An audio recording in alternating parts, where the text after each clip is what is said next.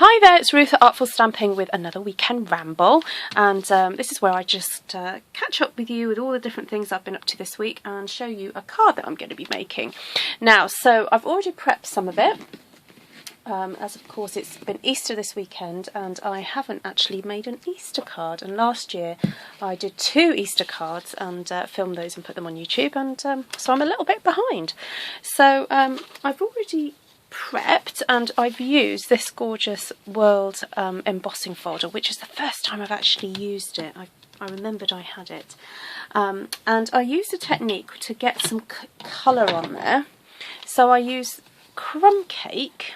No, I didn't. I used Tip Top Taupe, and I used the good old blah blah blah blah, the squidgy thing, forgotten what it's called, roller thing.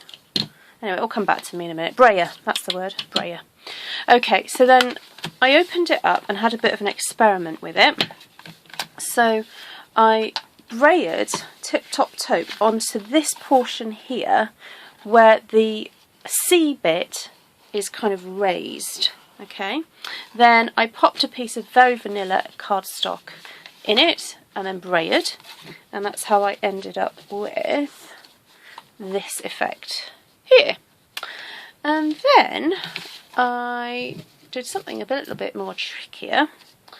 I got some tempting turquoise and brayered again the C, which is this section here, and then with an old olive marker pen I actually coloured in all the different land areas, and then with my mossy meadow I kind of went round some of the edges of the land masses just to create a little bit of extra kind of texture. Anyway, I will show you what that looks like, but I've cut a big old chunky cross out of it, so you'll have to excuse me. So this is how it turned out. So which is kind of quite fun and quite funky, really. It's worth taking the time to really, you know, colour in all the different areas.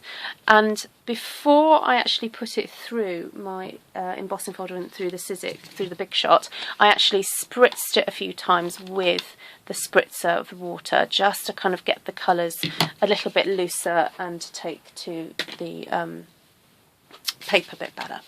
Okay, so my idea was, there's a song that I've been listening to recently, and the line from the song is,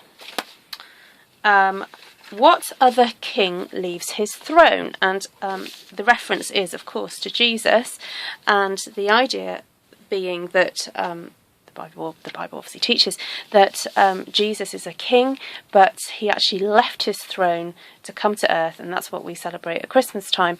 But more than that, he left being a king and his throne to actually be one of us. So it's just for me, it's a really kind of touching phrase, and it's kind of one that kind of goes round and round in my head from time to time, and I really love it. Okay, so I had those words in my head, so I used the alphabet, rotary alphabet stamp, and I've had a little play getting all the words correct, because sometimes, this is your first attempt, then your second attempt, then your third attempt, and then you're kind of happy with it. So I'm just going to be trimming this out. So while I trim it out, I'll just let you know what I've been up to this week. So on Monday, I had a fabulous crafty session with, I think it was about 8 people in the end participated, parents and children, at my local town hall. They had there's a lady who organises a craft kind of event, and we made these adorable little boxes and cards. I might try and find one in a minute. Actually, no, the problem is I've actually tidied my craft room, and so I can't quite find some things, so I might have to just take a photograph and pop that on my blog. So if you don't follow my blog, or if you haven't been to my blog before, go to artfulstampin.co.uk, and I'll put a picture on there of the egg, not the egg, the bunny card that I did, and the little bunny box. So yes, that was fun. That was Monday. And then the kids have been off school, so it's been quite nice not to have to get up for the school run for that. And then yesterday, Good Friday, no, I'll go back a day. Good Friday, we had a very chilled out morning at home. My husband started clearing out, well, I call it the porch really. It's a building on the side of the house. It's not original to the building, and it's kind of becomes the dumping ground for cardboard boxes and junk and stuff, and it was just getting a little bit embarrassing, to be honest, so we needed to tidy it up. So yeah, my husband had a good go at doing that. And then on Saturday I had a lovely session with a couple of three ladies actually, and one of them's getting married, so we were sorting out what she wants to make for her wedding, which was really good fun. Okay, so back again to this card. My vision for this was to have a kind of the world. This is kind of a symbolic card, so the world is in kind of like beiges and, you know, very muted colours, and then the idea is that I cut out the cross from the centre of that area there, and I'm going to keep that and use that for something else.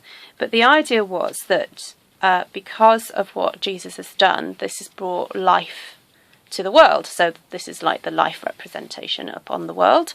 And then obviously he was a king, so I've got a gold, used gold glimmer paper here, and obviously he had great love for us, so that's going to go in the middle there. So I'm going to stick this down. I'm not quite sure how I'm going to do the configuration of everything just yet, as I've not thought that far ahead. But if I just get this stuck down, then I can. Now I'm going to put a good amount of glue because because it's embossed. There's raised portions and non-raised portions on this, so I want it to be stuck down really well.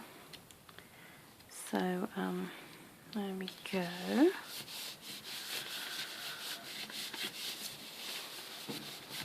Give it a really good squish down, and then I think I'd like to have this portion raised, and this kind of, I'm trying to get it so it matches exactly over the right part of the world. So it just so happens to be the centre of Africa here, there. Now interestingly enough, Nigeria is at this point here, and that's where I was born, so there we go. That's a random bit of knowledge for you. I'm going to stick these with dimensional, so I'm going to really secure this down. So I'm going to put, how many is that? 1, 2, 3, 4, 5. Yeah, so the ladies that came around yesterday, one of them had already been to my workshops and had started figuring out what she was going to make for her wedding, and she really wants to make her wedding bouquets and the buttonholes and kind of corsages and things that need to be made all out of paper. So she actually ended up signing up as a demonstrator because it was such good value for her, and she was really kind of getting into stamping, and she, you know, I can imagine her doing it, you know, even after she has her wedding. So that was really fab. Right, I don't know, do I put that there? Maybe that there and that there? Ooh, not sure about that.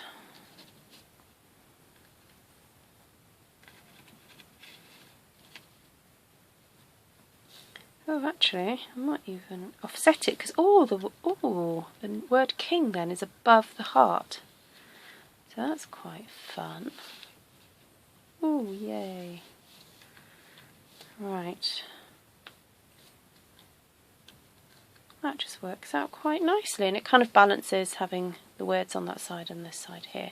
Now, I realise I haven't got a question mark, so grammatically it's not quite correct, but I'm not going to be too worried about that right now. So I'm just going to cut some of these dimensionals. So for any of you who use our fabulous Stampin' Up dimensionals, they're so easy to peel off. Don't forget, you can snip them to make them the right size for any small pieces that you might want to stick on. There's nothing worse than seeing an item stuck on a card and you can see the dimensional underneath. That's one of my little pet hates. you know, when it comes to just making your card that extra bit special, that little professional touch, you know, we don't have to see all the goings on behind the card, so it's worth just taking the time to cut those dimensionals down so that, oh, I forgot to take the paper off the back. So, let's stick that down like that. Oh, not forget to do the heart. Right, do these as well.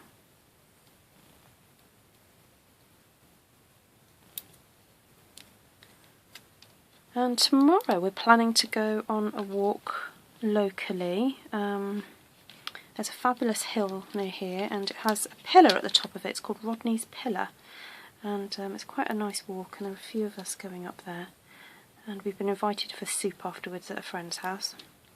So we might do that, or we might rush back to Welshpool, because every year on bank holiday, Easter bank holiday Monday, my friend's sister organises a duck race in our local canal, and it's in aid of a charity that helps children with cancer.